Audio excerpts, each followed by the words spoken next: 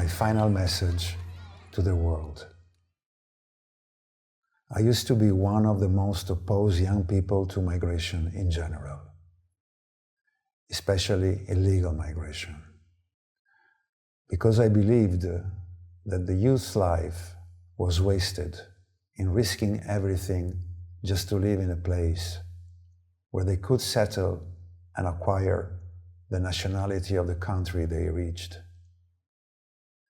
All of this under the excuse of lack of jobs, low income in our country, the fear of the future, and the endless wars.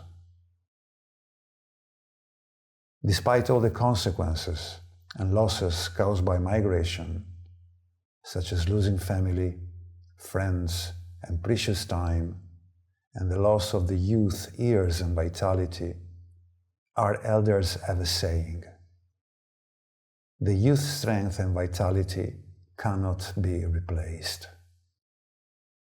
However, now, I have become one of the strongest supporters of migration in all its forms. And I now advise everyone, whether friends or strangers, to migrate and seek a homeland other than this one. A homeland that has given us no opportunity to hold on to any longer. Because our homeland and our patience with it have made us lose the closest people to us, family and friends, and see them dying without being able to help them. I don't want to talk about my friends whose flesh I had to collect with my hands and bury. But I want to talk about the greatest disaster that happened to me. We were sitting, drinking tea at the end of the day with my family when a helicopter came and started shooting at us. We dropped to the ground and my father was hit. He started screaming at us, "Don't move, no one move," while he was bleeding. We were too scared to approach him, to carry him and take him to the hospital, because anyone who moves would be killed. I was worried about how to help my father while I was next to him, but I couldn't help him. He was bleeding, and with every drop of blood, I died a million deaths. I was scared for him and for myself. After a while, the helicopter left, and we carried my father and took him to the hospital. Thank God, he was fine after 40 days in the hospital, but now he limps when he walks. What I want to tell you is that we have reached a point where you might die, and everyone watches you die. And no one is able or willing to help you because they are afraid they'll die with you, even if it is the closest people to you. For me, the homeland is family, the homeland is safety, and the homeland is the comfort everyone needs in every material and emotional form. That is why I'm now thinking about migration to any place where my family and I can be safe, without the threat of death hanging over us at any moment. And I do not want anyone to tell me slogans, articles, or advice. What I have seen and what happened to me is not insignificant. And I would not wish for any human being to live what we are living in Gaza. A Gaza that once was beautiful.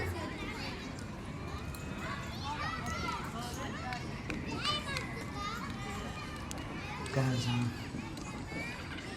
The deep wound in my heart, the land and the people being killed under the eyes of so-called advocates of humanity.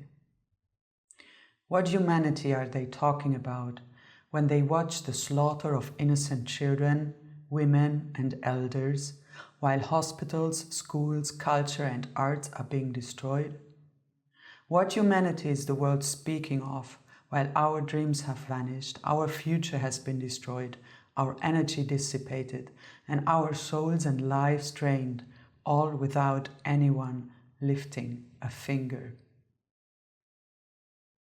I write now on the 400th day of genocide, ethnic cleansing, and the forced displacement of our people. I write from Egypt after I managed to seek refuge here, just as our ancestors sought refuge during the 1948 Nakba.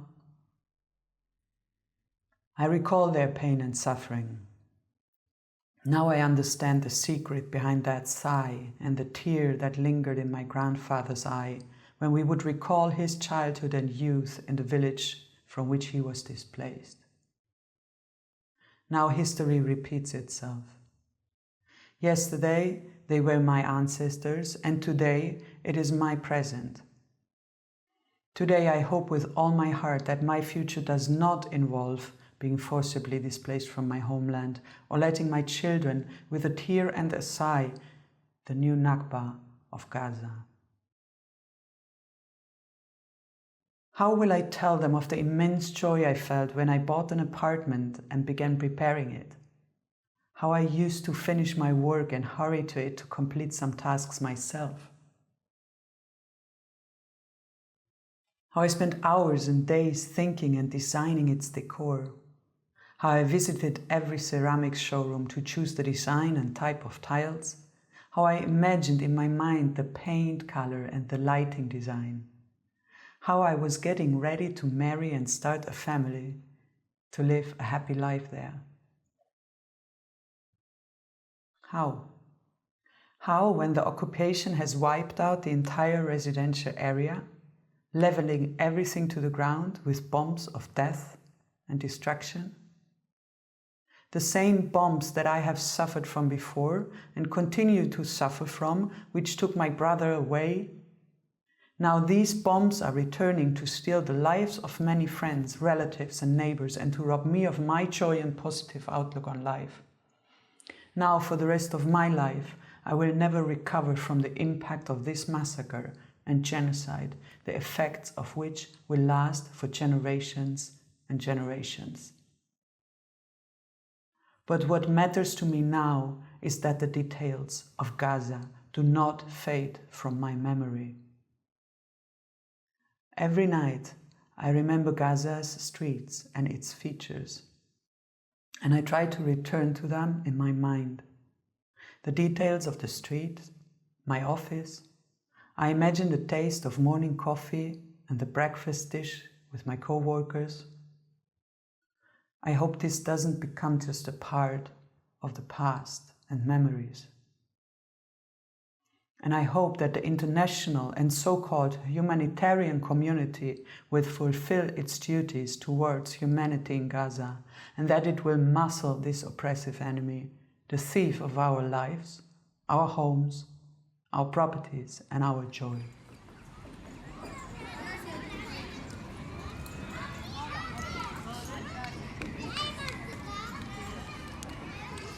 I am Ala from Gaza, 29 years old. I had a simple dream to build a small family in a warm home where we would share wishes and memories, living in safety, peace and tranquility. I married Tarek, and after 4 years we were blessed with a daughter as beautiful as the moon, whom we named Mariam. Together, we agreed to provide her with a positive, healthy upbringing. Suddenly, everything changed. The war turned our warm home into a small tent, pitched on sand, surrounded by hunger, fear, and cold from every direction. We became displaced. My husband and I lost our jobs. Mariam's first birthday came during the war, and her second birthday will be in December. I never imagined that I would not be able to protect her from the cold of the tent or from the hunger that was imposed on us. With my constant fear that the flames of occupation might reach us at any moment, we were displaced more than once, fleeing death. God only knows how many more times we will be displaced. I used to dream of living in peace, but now my dream is simply to survive. Today, if the world continues to be deaf, mute, and blind to our suffering, our voice, which has reached with this message, will not exist tomorrow. I do not want my family and me to become a number that everyone will forget in a second. We are souls with dreams, hopes, and wishes, and we deserve to live. This is my message to you, world.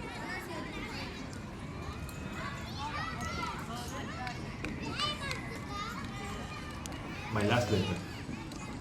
I really wish it's the last one.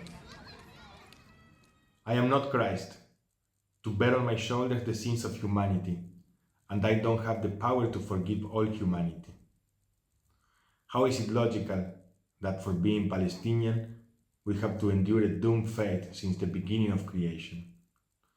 That the world blames us for all its guilt and anger. From the beginning of time, Palestinians are destined to suffer, to wrong, and to die. No one is short, not the weakest or the strongest of us, nor the most valiant or the prophet. 400 days have passed. I have seen in them children wishing to die from what they are experiencing. When every time I hear a child wishing to die, everything in me dies. I have also seen kids clinging for life and a lot of bodies and a little life. It seems that the world doesn't want to open its eyes to what's happening to us. It's choosing to be blind so it doesn't feel guilty. Ignorance is better than truth. But there are who see and listen and read these words and hear them. You are our last hope. Millions of stars light our skies, but aren't able to give light to a bombed family under the rubble waiting for its fate. Not a year passed since last October. It seems like centuries. Day after day we are using our minds. When this war ends, I wish that I find the courage to call myself human again. Regardless to their efforts to strip us from our humanity, I resist it. I don't wish this pain we are enduring on any other people. A few months ago, a school next to us was bombed. Tons were martyred. I still smell death and blood. I start picking parts from the ground, me and others. After minutes, the schoolyard turned into a mountain of human parts. For a few minutes, I was inside hell. I used to hold children's hands and play with them on stage, not to carry their missing parts. Their hands and their legs are spread on the ground with wires. The children were spread everywhere like clothes waiting to dry. But I no longer feel anxious. I was feeling calm. All the world's leaders said, this war has to stop, and I believe them all. Every time I hold a hand or a leg or see a dead body, I believe them. For a year, I have been believing them all that the war has to stop, and I still believe them. It's a good thing and a bad thing to be a Palestinian, because you know the truth about the world. Human rights and all these principles that the world has been talking about, it doesn't apply to everyone. Only the strong ones. They invite whoever they want, and for us, the unlucky ones, we aren't invited to this feast.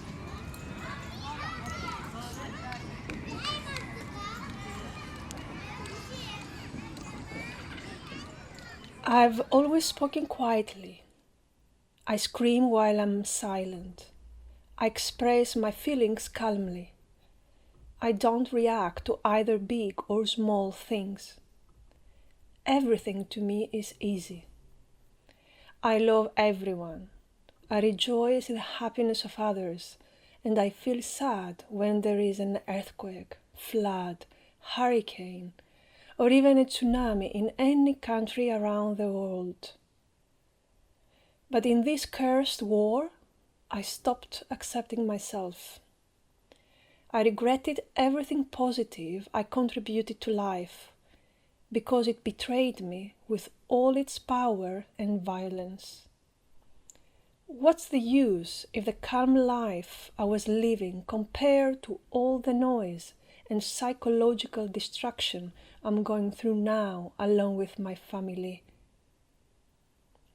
Before the war, I had tailored my life to my own preferences. I wasn't living under anyone's mercy. Anything that bothered me, I removed it from my life completely. I loved theatre, music, and I sold makeup and perfumes. I would move like a butterfly between perfume bottles, makeup, musical scales, and the stage, and I had a natural harmony. Then the war came, and time completely stopped.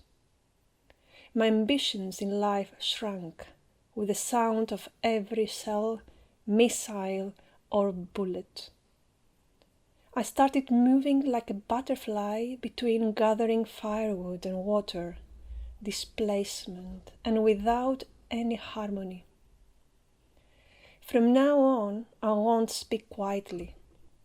I will scream in everyone's face. I will expose all the people of the world. My problem is with the entire universe, with the world, with people, with the good before the bad. What good exists in this world where people are okay with their homes being bombed on top of them and their children? What humanity, what human rights, and what nonsense? It's all lies, lies and lies. I've lost faith in everything that breathes.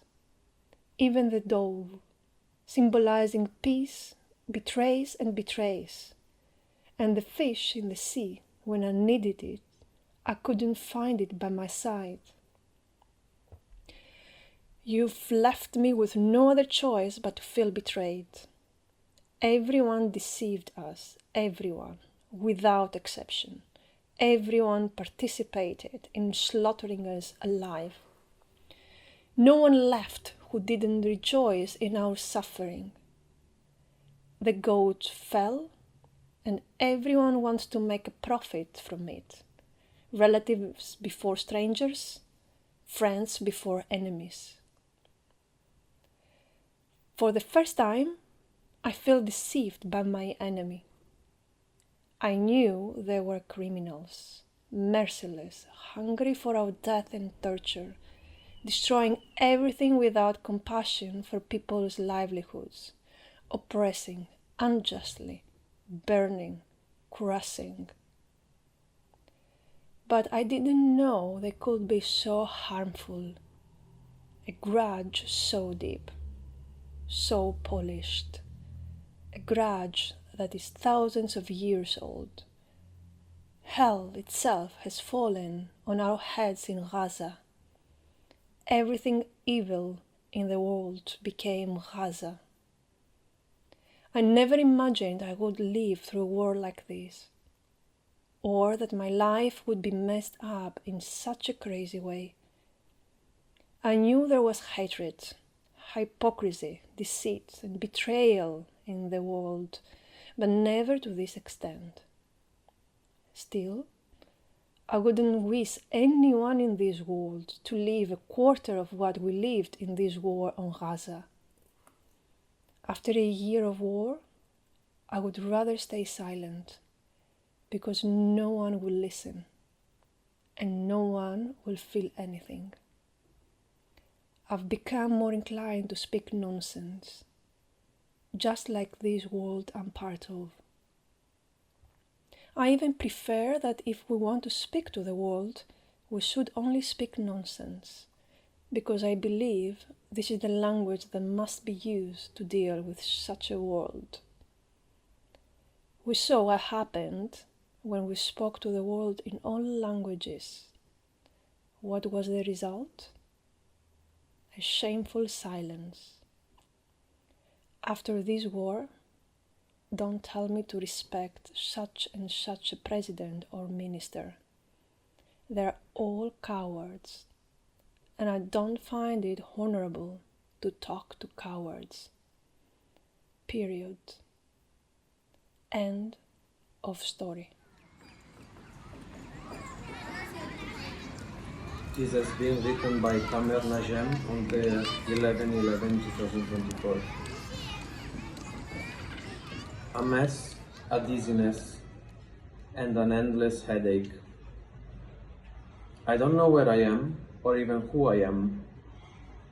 I feel like I'm in a whirlpool, spinning me around, and I am completely surrendered to it. Sweet things mixed with painful things. Moment that makes me cry, another that makes me lose myself. Oh God, where was I, and where have I become? Why, how, and for whose sake is all this happening? Life has become this equation, me and only me.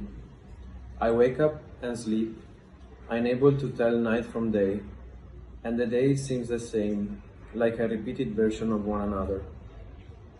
The rain comes and goes, the wind carries me wherever it wants, hoping that it is to a safe place. But the safe place is far away now. We are tired, and the roads have worn us down, to the point that we have become a burden to ourselves and to those around us. I have burdened myself, embarrassed myself, disturbed people without meaning to, and hurt those I love. What I've learned is that the tighter the circle gets, the purer it becomes. Having more is just a burden, and sometimes being alone is better. But I wonder, am I dreaming, or is it an endless April Fool's joke? It feels like I'm living in a hidden camera show. For God's sake, enough. We die in silence, we are oppressed, and no one hears or feels. And even those who feel cannot do anything.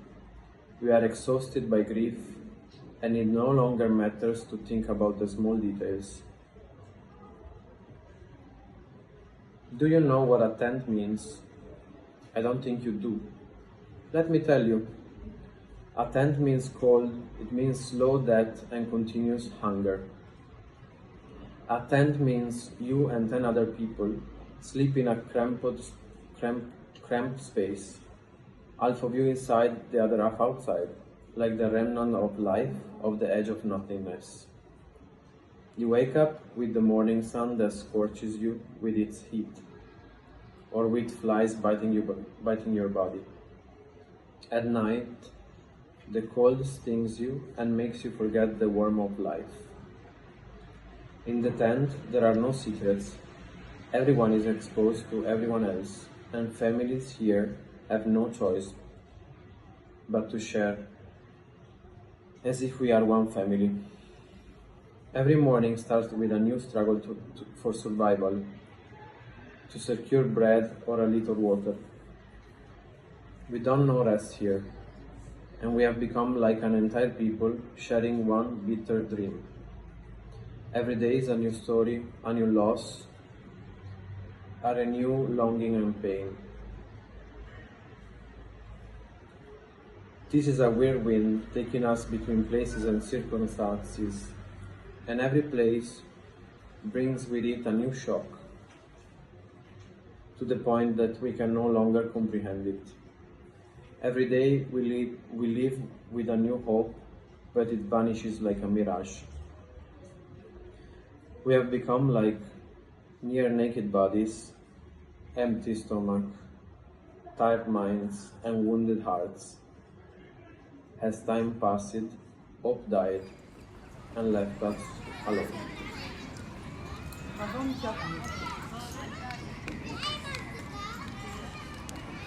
Every morning begins with a strange pain, the pain of distance and helplessness. It feels as though I am a prisoner, even though I'm free, as if my soul lives in a place I cannot reach. Each morning I wake up to news that shakes me, explosions whose sounds reach me through the screens. But the hardest was Saturday, December 16, 2023. As usual, I called my family to check on them, to hear their voices and calm my heart a little. But what reached me was far from reassuring. I heard cries, sobbing, and chaos filled with fear. I tried to understand what was happening until I heard my mother's voice, choked with tears. They bombed us, my dear, and your father, he's not waking up. May God save him. The injury to his head was severe. It left him unable to move, unable to speak, and it stole his memory. My father, whom I'd always known as strong, had become imprisoned in a body that no longer responded, his mind absent from the details of his life and the faces of his loved ones. My daily calls have become heavy. I call to check on them, but I know no one is truly okay. Remember, what's happening isn't just news. It's the lives of people, the dreams of children, the hopes of fathers and mothers longing for a day of peace. War is not an inevitable fate, and peace is not an impossible dream. We believe there are hearts that feel our pain. Let there be a share of your hope and prayers for us and our families. Perhaps the world can become a more just and humane place.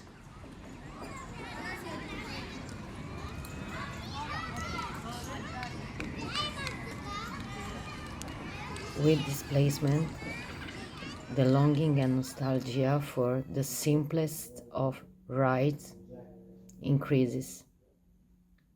I've been displaced to nearly all the areas in the south, and each time I try to adapt, memories, longing, and nostalgia let me down. Every time I'm displaced, I meet new people, new characters, and we share our daily lives as if we were one family, for there is no such thing as privacy. The occupation refused to leave us alone and fight us through food and drink. I long for the simplest of food.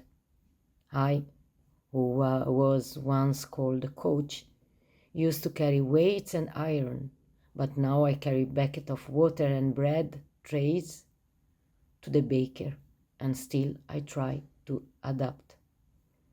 Has the time not come, O world, to stand against the ruthless occupation? Where is humanity? Where is conscience? Where is Arabism? Is there anyone who will answer? Sami Al-Jariawi, 12/11/2024. I am Sami Al-Jariawi, a father from Gaza, struggling to survive with my family, seeking safety and stability.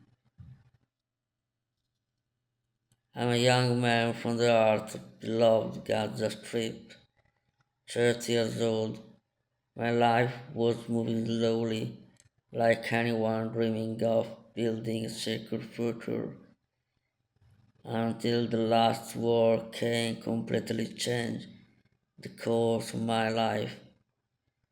On the 9th of October 2023, at the height of this crisis, I was blessed with my little daughter. She was born to the sound of rockets, bombardment, destruction, and ruin,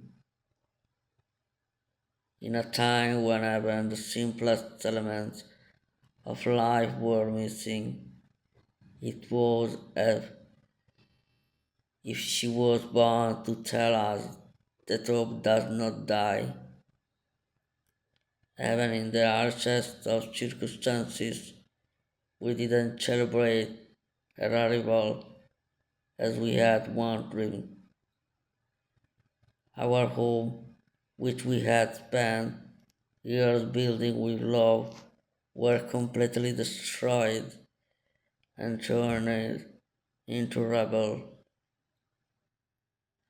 The only shelter we had left was a tent, one that offered no protection from the winter's cold or the summer's heat.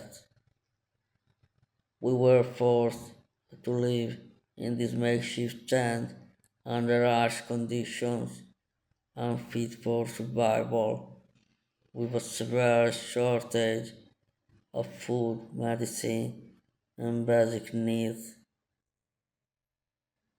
Every day we faced a new challenge in this tent, struggling to stay alive, waiting for hope to return our lives and offer my little daughter a better future. My wife, Turaya, had been working hard to earn her master's degree, but she had to abandon her dream due to the war and the loss of stability. As for me, I became employed with no source of income at a time when we desperately need all the help we can get.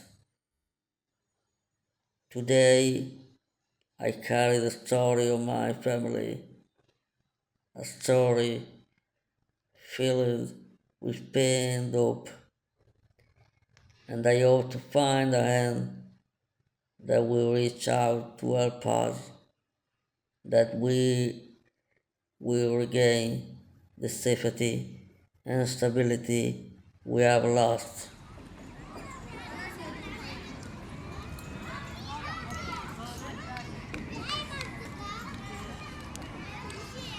The fate of the Gazan is exhaustion and suffering, living out long days of hardship.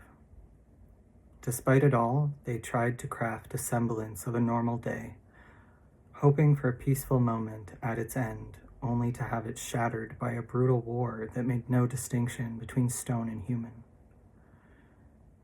In mid-October 2023, most Gazans left their homes, heading towards areas labeled as safe zones by the occupation army. My family and I, along with my uncles and aunts, went to Khan Yunis in the southern part of Gaza Strip, gambling with our lives amid airstrikes, the advance of military vehicles, the roar of planes, and even the bombing of shelters. We had no means of survival, merely seeking safety. In those early days, we kept telling ourselves, tomorrow will return. When we needed something essential, clothes, food, bedding, we'd say, the house is full of these things. Tomorrow we'll go back. But between fear, insecurity, and the cold, we spent long nights, nearly 2 months, sleeping on the ground, using blankets as makeshift mattresses, and thinking this was only temporary. More than 100 members of my extended family share the same harsh reality. We'd wake up in the morning, light fires, cook food darkened with soot, and bake in clay ovens. The first time I got the chance to sleep on a foam mattress, I felt like I had only truly discovered sleep that day.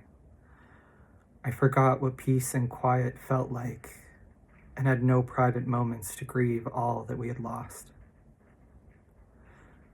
We didn't have the luxury of protesting our circumstances. We lived through what our grandparents had narrated about their Nakba, tasting the bitterness of existence. We consoled ourselves with the thought that this suffering would pass. But then, just days later, the occupation ordered all displaced people in the shelter to leave Khan Yunis for Rafah, declaring it a dangerous combat zone. We crossed through what they called safe corridors, enduring indescribable humiliation. The terror of walking between tanks, the mocking glances of soldiers, the fear of being separated from your family or losing what little you carried. It was a moment of utter despair. We left Khan Yunis with nothing but our tears. I cried until grief consumed my heart. We moved to live in a tent. Words cannot describe the first night. The weather was rainy, and I spent the night imagining the tent flooding and wondering what we would do.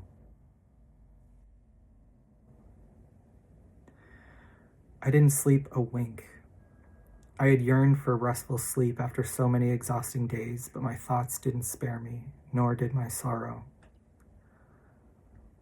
My mind was torn between two equally bitter options. Should I save myself and leave, or stay with my family in the midst of this war and postpone my wedding until it was over? I thought leaving would bring salvation because everything seemed to signal doom. After many long months, in March 2024, I left Gaza, my cheeks still wet with tears. I bid farewell to my mother, that giving and kind woman who spent her youth raising us after my father's death, defying life's hardships to see us become better people.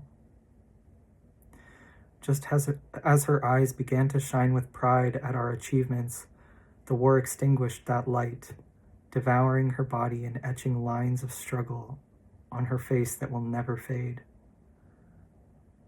I said goodbye to her, wishing I could melt into her arms and never return to this cruel world. I made my way to Egypt, carrying in my memory the Gaza I had loved all my life. As I entered Egypt, with a driver playing Kulthum's songs, and saw the brightly lit streets of Cairo, images of Gaza flashed in my mind. Gaza, more beautiful and splendid than any city. How did it become so gray? The voice of Kulthum brought tears to my eyes as memories flooded back. Her songs had always been part of my conversations with friends, replacing music with stories about her songs, listening to my friends' tales and sharing my own. I left Gaza without saying goodbye to my friends, those I used to see so often. The war became an obstacle to my planned departure, one we had envisioned for years. My friends and I had wondered how we would say goodbye and how we would meet again. The war obliterated these visions, making them impossible. Now I think about how much I need my friends, how I long to see them. Does the world understand the longing for a mother, sisters, friends, for memories? I cry looking at pictures on my phone, and then I laugh. These pictures are all that I have now, photos stored in a phone's memory. I recall the details of each picture, why I met my friend there, what we laughed or cried about, and how life dealt us a share of hardships that seemed insurmountable to the world. Why couldn't we face trivial crises instead of wearing this oversized garment of war? Why were we denied the choice to refuse? I tell myself that I am still young and that I have lived and known life. But there are children who open their eyes to war, who never knew a beautiful Gaza or a life filled with opportunity. At least I experienced it, I mock myself. What a blessing life has granted me to boast of.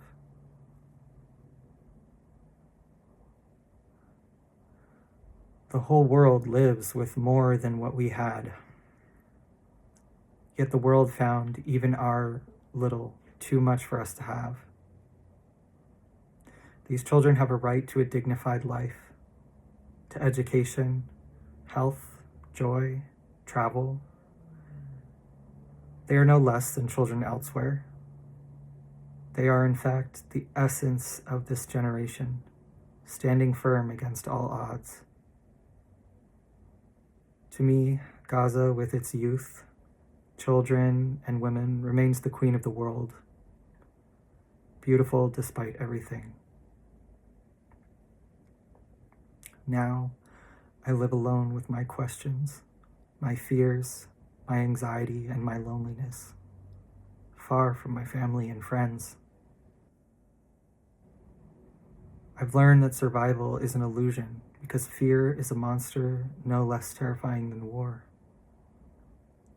I fear the news, the sounds, the inability to reach my family's phone or an urgent report of a bombing near them.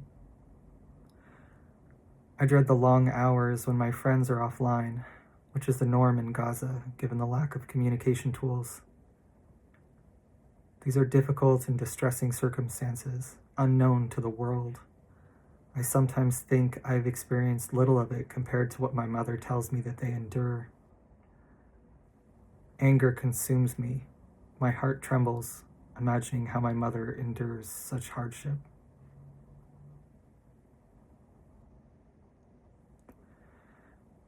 These fears and the memories of hard nights in Gaza have shaped me into an angry person, sharp-tongued and intolerant of opposing views. I can't bear to hear the word Gaza unless it's spoken with pride and admiration. I ignore and reject dissenting voices, a stark contrast to the person I was before, the one who embraced all opinions and welcomed every perspective. The war changed me. It took away the person I once knew. What we have lived, thought about, and witnessed is hard to explain, no matter how much we speak of it. It is a unique experience of a Gazan, thrown by the world to face the monstrous occupation, molded into a myth to satisfy the inhumanity within others. One day, the Gazan will cry out to the whole world and care for nothing but the reclaiming of peace. On that day, the world must prepare itself and not blame the Gazan for the results of his prolonged solitude.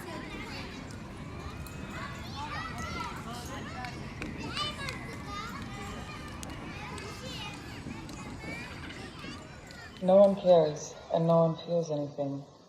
That was the last line I said in my monologue back in 2010. I used to believe that hearts could soften, or that people could care. But the present reality was enough to expose the ugly truths of a cowardly world, full of lies, hypocrisy, and pretense. I used to wish I could write something beautiful. Beautiful words after suffering. The suffering my country has endured from oppression, racism, and persecution. Our lives are filled with black dates, migration, catastrophe, setback, and starvation. We don't have the right to live a single moment, to feel that in this world there are rights for the young, for the youth, or for the people who walk on this earth, regardless of who they are. When I decided to leave the country, the decision was hard, very hard. But after, I felt the darkness of the siege increasing, and the smiles of people fading, their laughter disappearing, I thought to myself, leave now before you get lost between your feet. The separation was burning, exile was scalding, and my mother's heart, oh my, it was painful. She was afraid her youngest son would be away so long that she wouldn't live to see him and her dream of seeing her grandchildren running around her. She doesn't know that my fear for her is far greater than her fear for me. Since I arrived in Morocco in 2016, there have been 2 wars in Gaza, the last one in 2022. In Gaza, every 2 years, war breaks out, and the situation is miserable, with bombardment ongoing. As much as God allows, hit, and strike. When I talk to my family during the war, they respond to me coldly. It's okay, we're fine. Even though every time rockets fall on them, I always say, may God protect them. Normally, people fear for the children while they're in exile, but we, in our exile, fear for our loved ones back home. Since October 7, I've been living in a nightmare, and every time I say, oh God, let me wake up from it, but this nightmare keeps getting worse and worse. But as time passed, I realized that the nightmare of Gaza is real. We see it, we feel it, and the people live it. When I talk to my family, I feel immense weakness, that I can't do anything for them. They always ask me, where should we go? People are running, some carrying their children, others carrying their mothers on their backs, some with their mattresses, and everyone is running. They don't know where they're going, but they feel that the farther away they go, the safer they will be. I followed the displacement of my family from Al-Safatawi to the beach, from the beach to the UN schools, from the UN schools to the Sheikh Radwan, and from the Sheikh Radwan to the Abu Iskandar. With every displacement, there were stories and tales full of fear and terror. One day, I felt like the world had turned dark in my eyes. For 3 days in a row, I couldn't reach my family, and I felt that Gaza was being wiped out. Thoughts came and went. Are they alive? Are they awake? Are they asleep? Can they even eat or drink? My night was day and my day was night. I couldn't sleep, not even eat. I lived in my room as if I were a prisoner.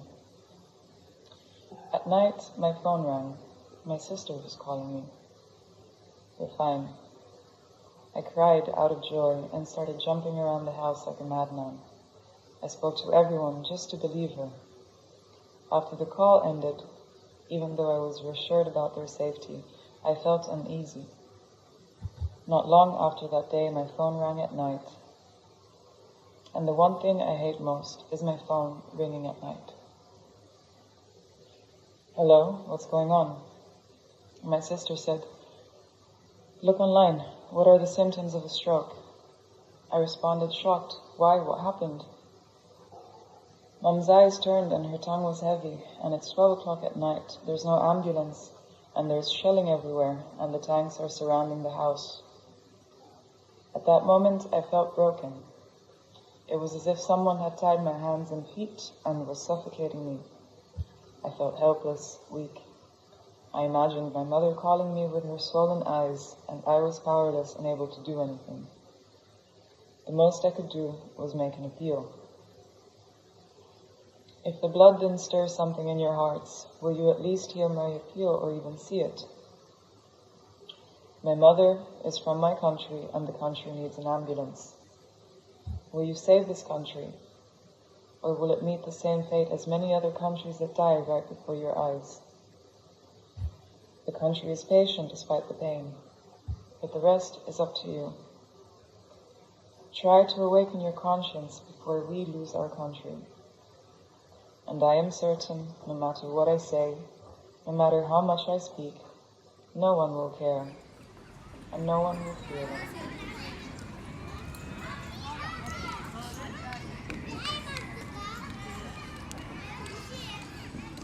Loss is extremely difficult, and no one can truly understand it except those who have lived through it. Losing your mother, father, brother, sister, her husband, their children, and your grandchildren all in one day, that's something so painful. No one could bear such a loss all at once. You lose the warmth and tenderness of your family. You lose their voices, everything that belonged to them. You lose your sweet memories, and even your home, and the grave where they have been buried, a place where you can't go to visit them. I miss my loving mother and father, who were always by my side, whether I was upset, happy, or needed anything. They were always there, sharing every moment, no matter what. I miss my brother, who was more than a brother to me. He always supported me, stood by me, helped me endure everything. I miss my compassionate sister, who was like a second mother to me. Do you know what it means to lose all of your family?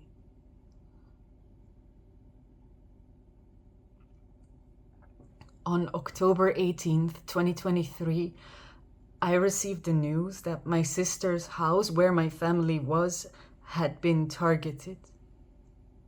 At that moment, I didn't know what to do. I felt so powerless. I couldn't do anything except call them. Of course, no one answered. I prayed to God that they were safe.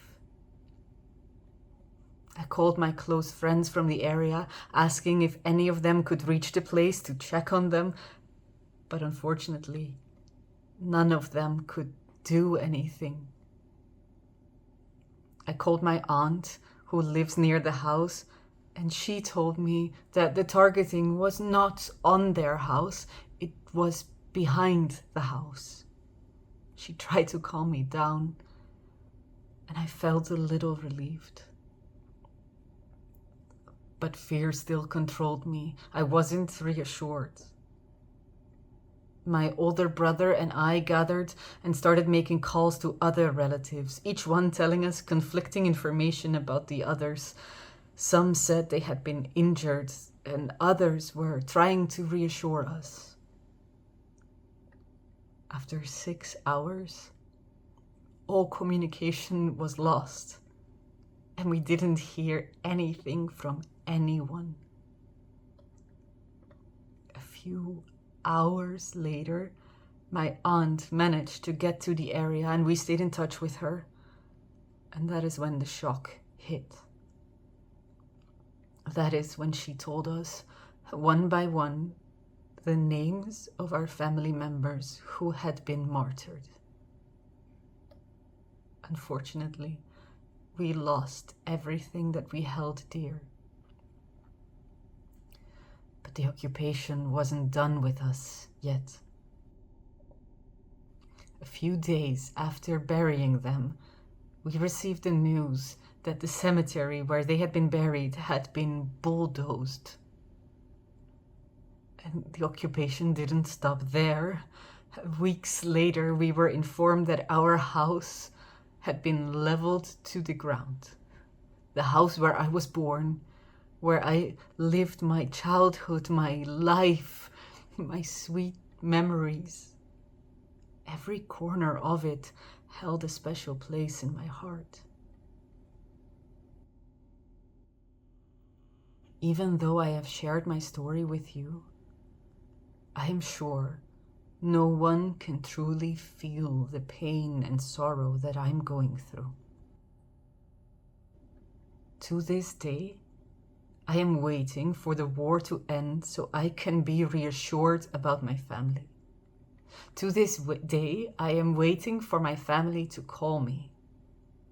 I miss them so much. I had dreams of getting married and making my family proud, especially my father, because he really wanted to see me happy. And I wanted to make him happy and name my child after him. He would have been so proud. The last time I saw my family was in June of 2023. It was the happiest time of my life, because it was the first time in years that all of us, me and my siblings, gathered with our parents. They were so happy to see us. Before I traveled, my parents told me, God willing, next time you come, we will rejoice together. But the war stopped everything, and it took the dearest people to my heart. I wish my family were still alive so I could get married, make them happy, gain their approval, serve them with my eyes, and tell them, I love you so much, my dearest family in the world.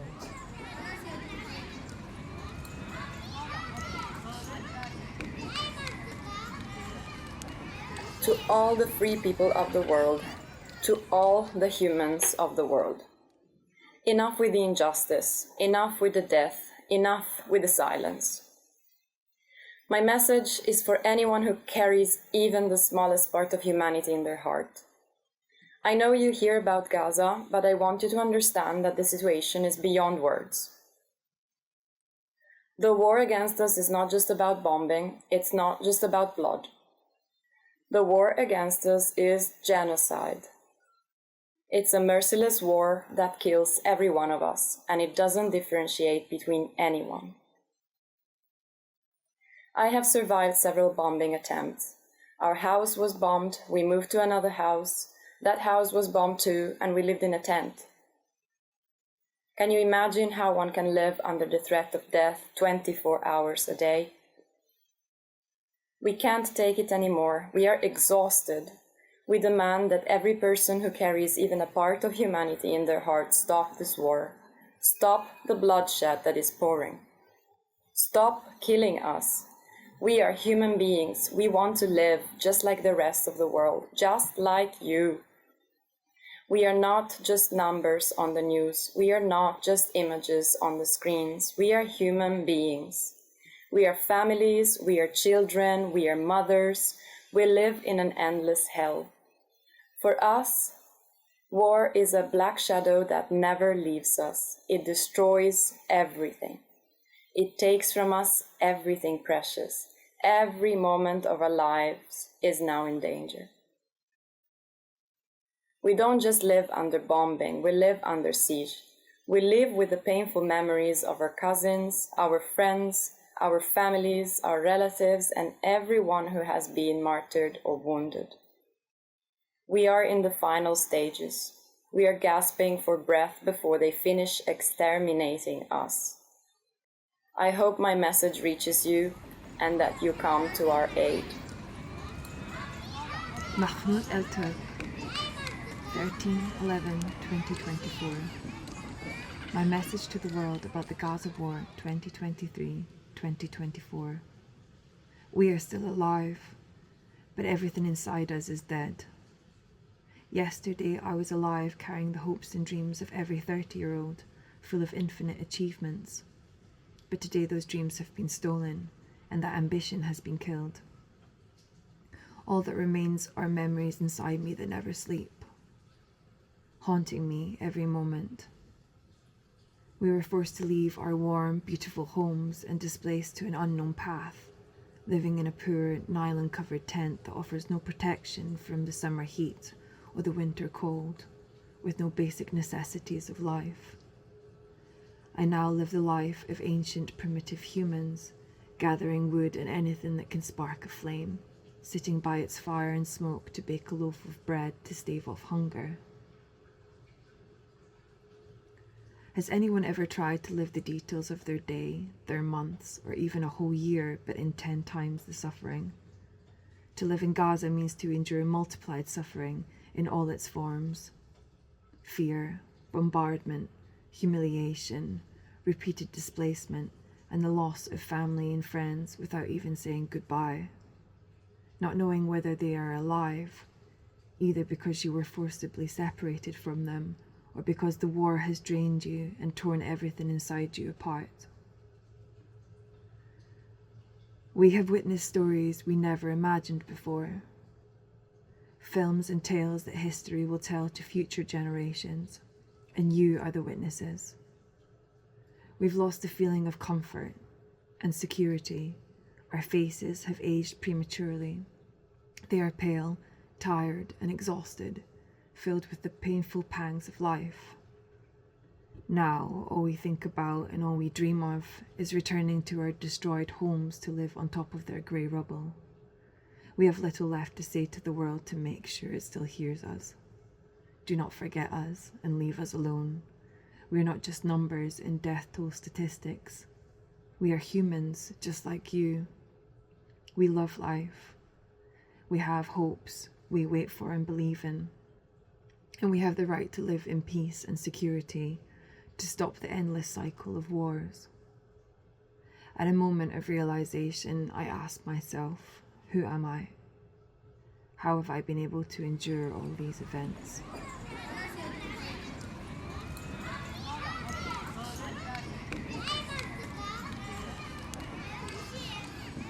I am Mahmoud, one of the residents of besieged Gaza.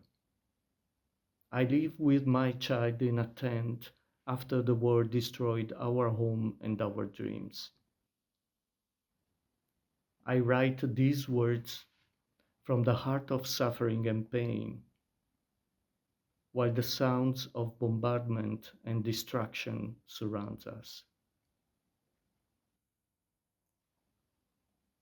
I see in my child's eyes questions I have no answers for, a fear that knows no sense of security, and hope struggling to survive. Gaza is not just a place. It is our homeland that we love, and we dream of seeing it live in peace and safety. I address this message to all who can hear my voice, to those with compassionate hearts and living consciences, to move and help save us and put an end to this suffering.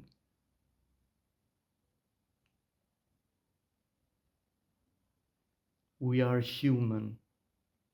We have the right to live with dignity, to be safe, and to give our children the childhood they deserve.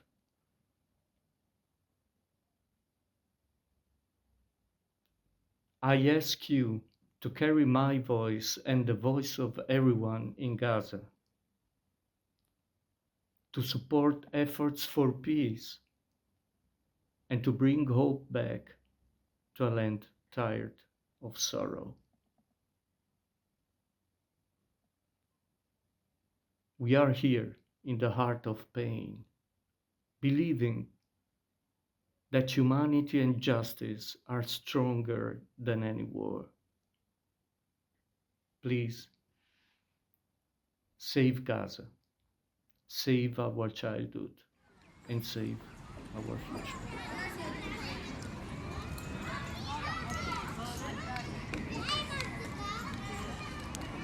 I feel like a body without a soul.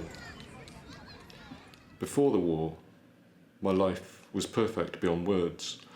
I had a small family filled with love, just as I had always dreamed. I had a home that I built with love with my husband, and I'd reached a point in my career that I had wished for.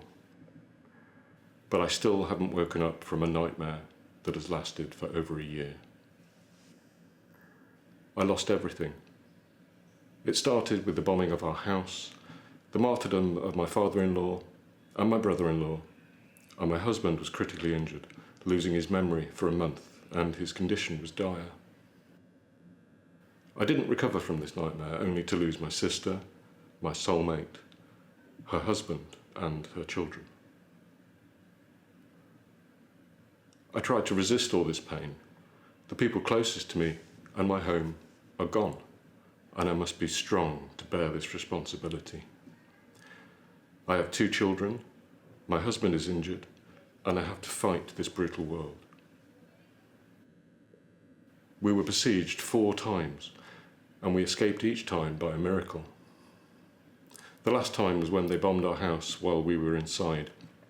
They pulled me out, and I had to walk to the south with my 2 children while they took my injured husband. That moment was the worst of my life.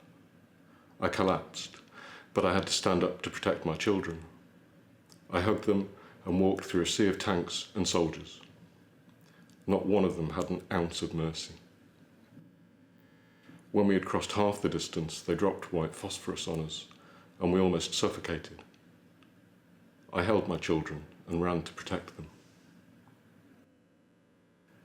We reached the south, but we had no shelter, no clothes, no food, neither for my children nor for me. The situation was catastrophic.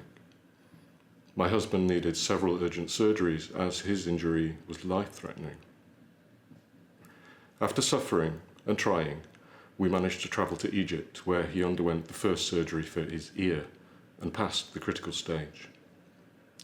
At that moment, I thought I would get some rest, but I have not tasted rest since then.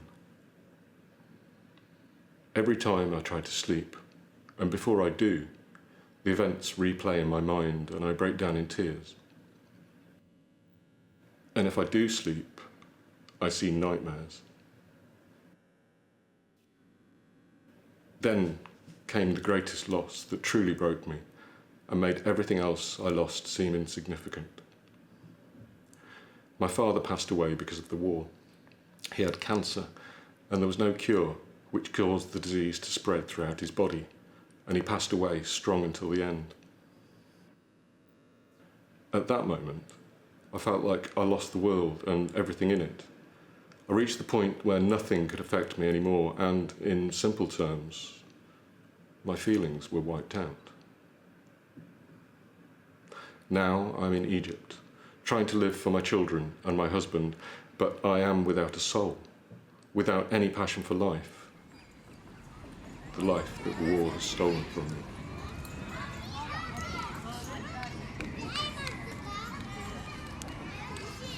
The seasons have passed, yet we haven't lived their familiar detail. We didn't eat oranges in winter, nor did we buy roasted corn on the cob by the harbour in summer. Even the olives were not harvested. They were pressed into the ground by the threats of tanks.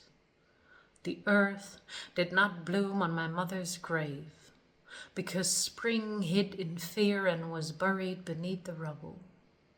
Everyone is fine. Don't worry. We pulled them out alive. They're now in the shelter school. Calm down.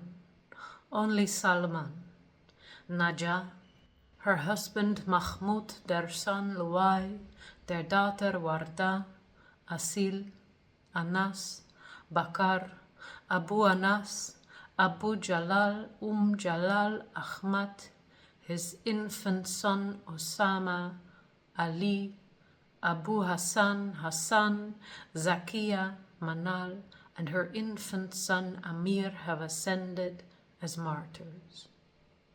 Everyone is fine. A lie to reassure Salman's wife, Najah and Mahmoud's children, Anna's mother and father, and if only they were fine. But from beneath the rubble they emerged in pieces, buried in temporary graves. Yes, temporary graves. Are you surprised? Let me explain. We cannot go to the cemeteries to bury them. The people were buried in schoolyards, hospital grounds, street corners and alleyways. We will exhume them when the oppression and darkness end. We will unearth them and renew the anguish of separation, the sorrow of our hearts, and the death of hope for their return and reunion. If only the pain had ended with their departure and moved on. And then, what comes after? The hungry in the north, the thirsty in the south, exiles without shelter, a reality unlike any other, dispersed here and there, no safety, no peace, displacement everywhere. How long will this persist? Is change impossible? And then, what comes after? Will we continue to lean every night on pillows weighed down with burdens, stained with dark worries and waking nightmares? And then, what comes after? Is change impossible, or is permanence inevitable? We turn over between bitter truths, trapped by thoughts that won't leave us, burdened by the weight of day and night. O leaders, our souls have aged, and the fragrance of youth has withered. Faces have grown pale and troubled. To God, we plead our misery and despair. To God, we complain of our weaknesses and weariness. To God, we cry out against tyranny and injustice. To Him, we surrender our affairs and their outcome. And then, what comes after? The heart no longer desires life. Its cravings have been extinguished. We yearn only for the fog to lift, for the hidden light that will sting our eyes after its long absence, more than a year. It will pain our souls with what we will see in its wake. Each of us carries a story too vast for the pages of literature to contain, a tale of how we lived, what we saw, and how we survived. Each of us has had our life turned upside down, but the war will end, and the days will bring us back together if we do not ascend. This is the truth of our faith in God and the firmness of our certainty.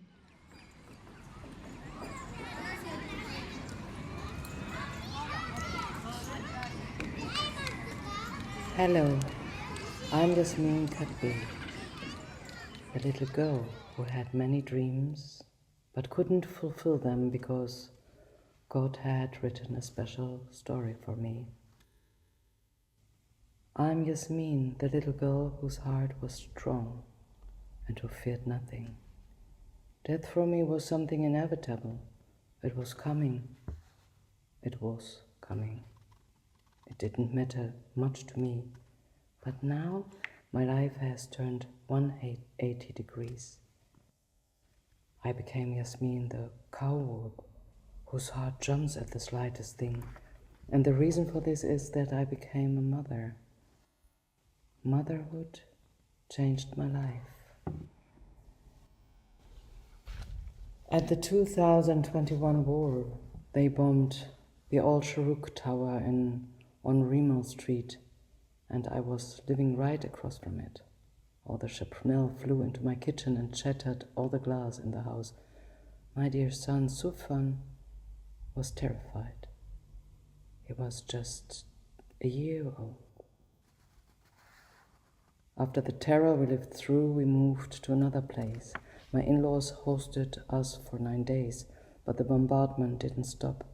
They hit the street where we were, Alkan Street. I remember the moment I looked into my husband's eye and made him promise to take care of Sufyan. It was the hardest moment of my life, when you have to entrust your child to someone because you don't know whether you live or die.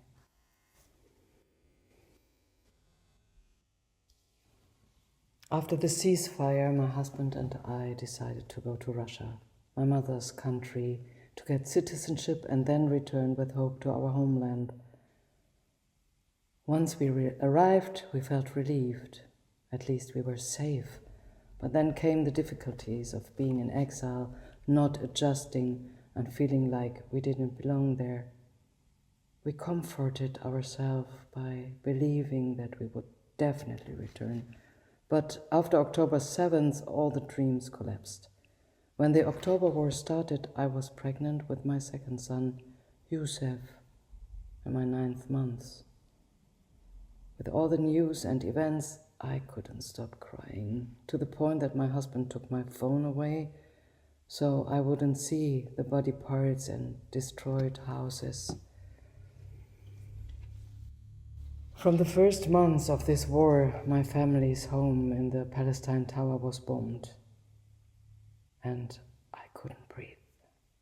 The oxygen ran out. What saved me was my 3-year-old son, Sufyan. He held me and hugged me until I could breathe again. My husband reassured me that my family was fine. He said, "They're all fine. Don't worry, I called them, and they are all safe." What can I say? My family stayed in the north, and my husband's family didn't flee either, like many others. When the news would cut off and there were no calls, the terror I felt was indescribable. Then came the massacre in Jabalia, and we couldn't sleep at night, thank God. But my in-laws' house was destroyed and they had to find another place. After a while, another bomb hit the house next to them and the wall collapsed, so they had to seek refuge again, this time at the Al-Nasra school. And then even this was bombed while they were inside. My husband's brother, Salman, who was only 11 years old, was thrown by the forces of the bombing. There is no safe place in Gaza, but thank God they are all still alive.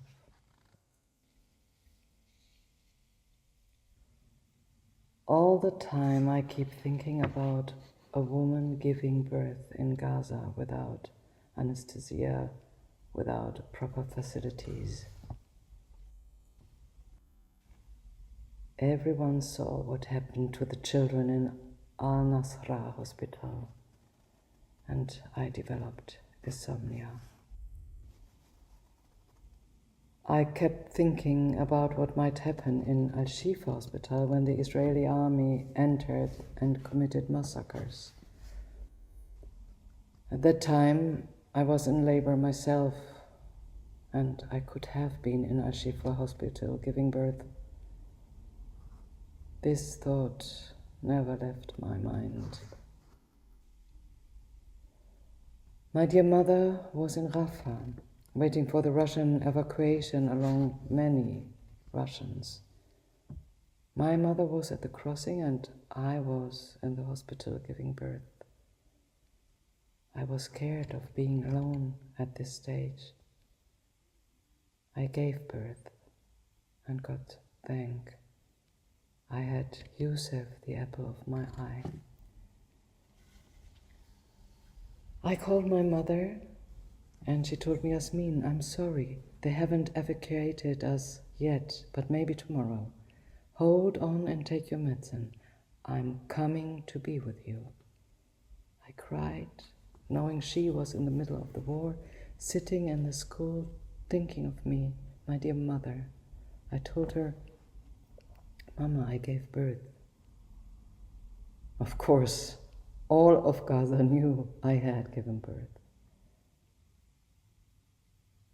I stayed in the hospital for a week, and when my husband came to take me, I was surprised to see my mother with him, just arriving from the airport. There is nothing like a mother. My father and siblings got stuck in the north. They couldn't leave because the Israeli army controlled all the open roads. They were scattered and exhausted from all the moving around. We all saw what happened when someone tried to cross, how the mattresses and body parts were left lying in the streets.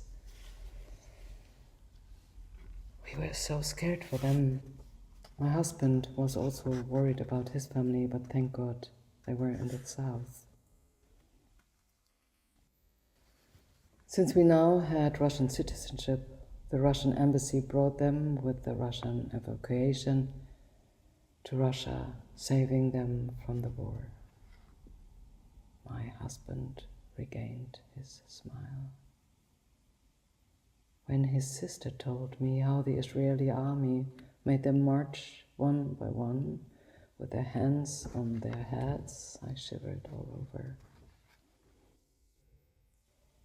In Gaza, there's no one who hasn't had their home destroyed or bombed. A year passed, and my son turned 1, and the war still isn't over. Inside me, there's always a battle. One voice says, the country is lost, there's no going back, and the other voice says, Gaza will return even better than before. Many dear ones remain in Gaza.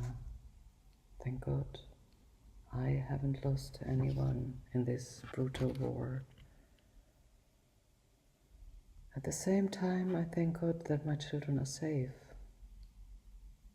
But I'm afraid that my children will one day think Russia is their home and forget Palestine and Gaza. I fear they'll grow up like children of foreigners who don't speak Arabic. I hope Gaza returns, and may God compensate our people in Gaza and have mercy on all the martyrs. Amen.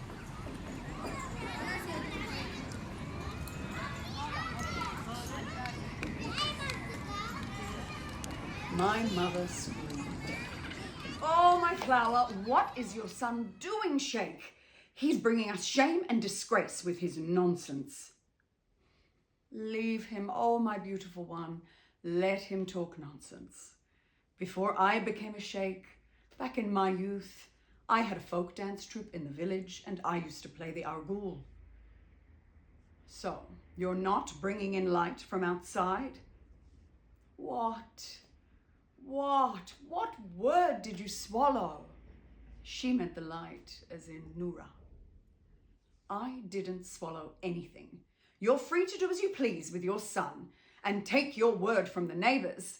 What about Tantina? Ale, Tantina. I believe this was the first time an oud, a traditional Arabic musical instrument, entered the beach refugee camp.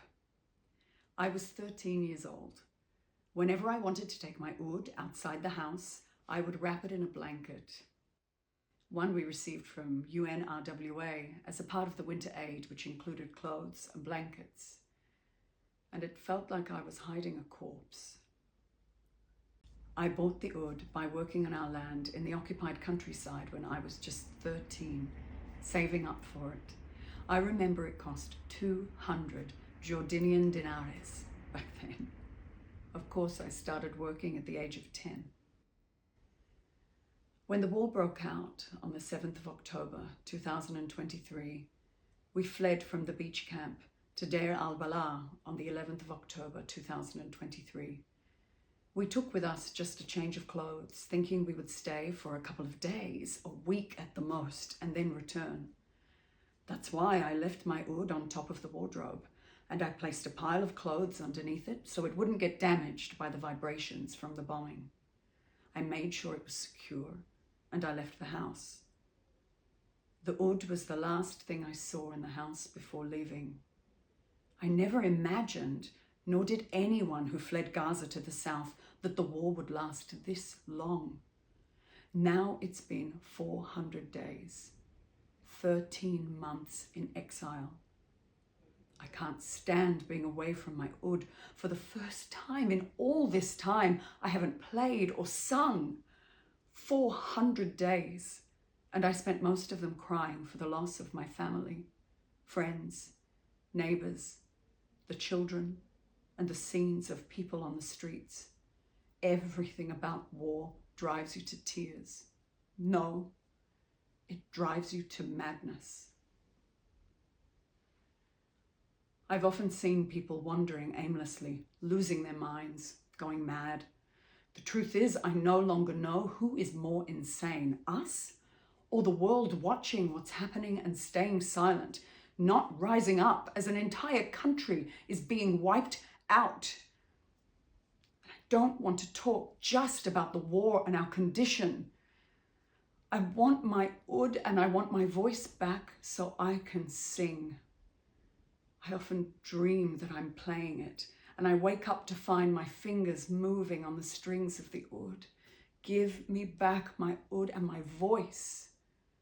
Another tragedy is that for the last 35 years, I haven't left the stage. Whether as an actor, director, writer, or trainer, I've never stopped working in theatre. All those years, I worked continuously. How is it possible that in 400 days, I haven't performed? I haven't stood on a stage. The theatre is my second home. I've spent more time there than I have at home with my family. Bring me back to the stage.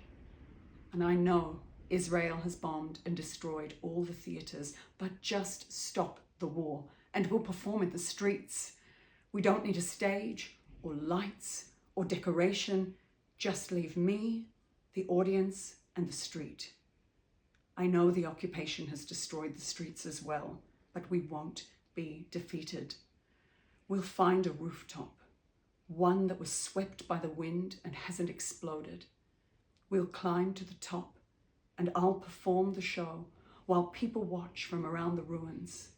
In this very performance, my oud will accompany me as a substitute for music and all the other necessary elements. It's a great idea, don't you think?